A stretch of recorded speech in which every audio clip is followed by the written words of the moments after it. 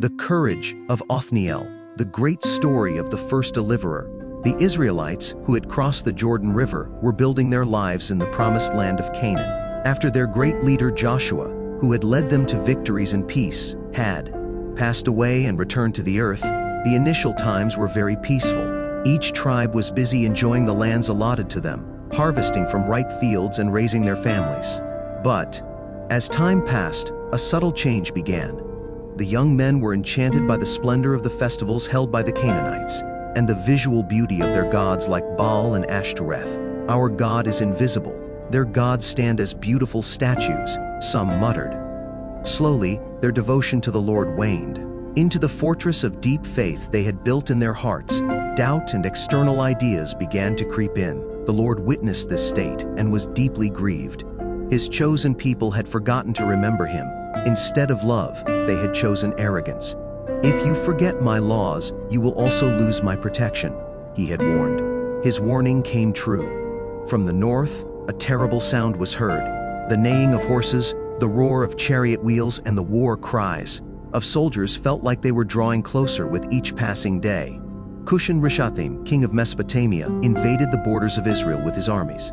His very name, Kushan of the double wickedness, depicted his cruelty. His military forces were powerful. The small villages of the Israelites could not stand against them. Houses were burned to the ground. Fields were plundered.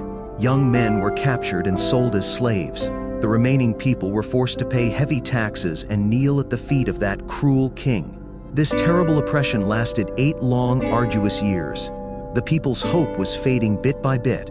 One day, an old father could no longer bear to watch the king's soldiers seize even his last ox. That ox was his family's livelihood. He pressed his face to the ground and wept bitterly. "Lord, our Father, we have made a grave mistake.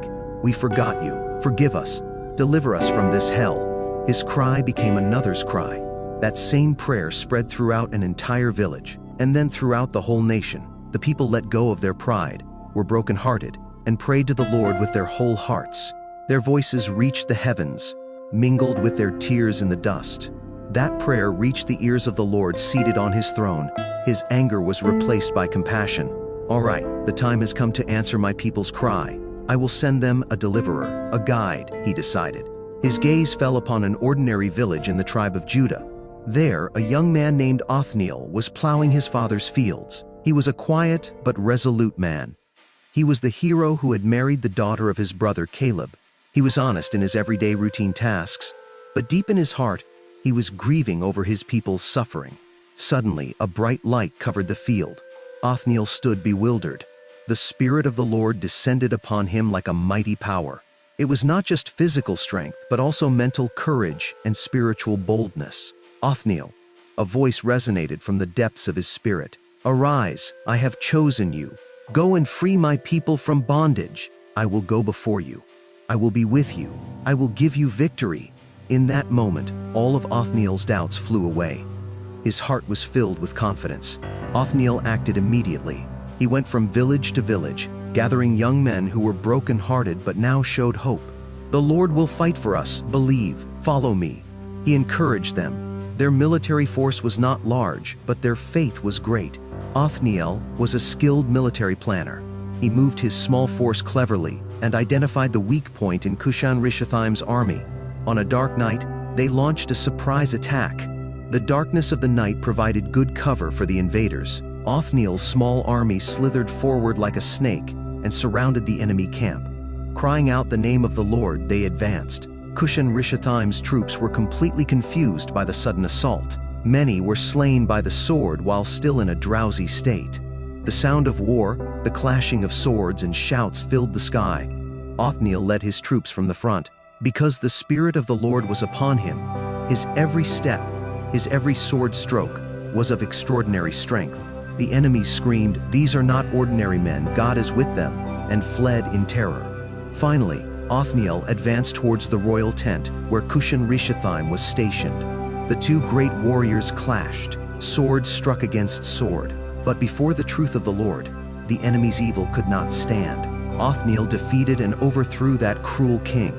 The enemy's leaderless military force was completely scattered. Liberation had come, Soon after, the Israelites emerged from their hiding places. At first, they walked in fear, witnessing the stillness of the battlefield and the scattered military equipment of the enemy. Then, they saw Othniel and his warriors returning with victorious faces.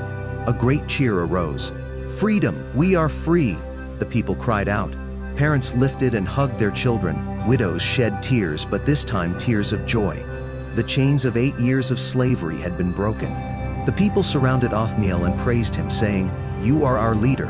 You are our judge." From that day, Othniel ruled Israel as its judge, leader, and justice bringer.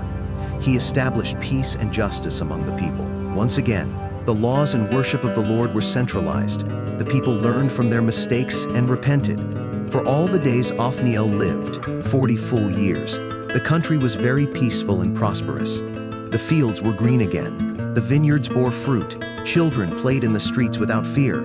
The people trusted their God, thanked him, and lived a good life. Othniel's courage was recorded in history as a great warning and a symbol of hope. The story's epilogue: it is human nature to err. But if one is brokenhearted and asks for forgiveness, God is always compassionate. He will make a way for us, send a deliverer. It may be a person, an opportunity, or a piece of wisdom to free us from bondage.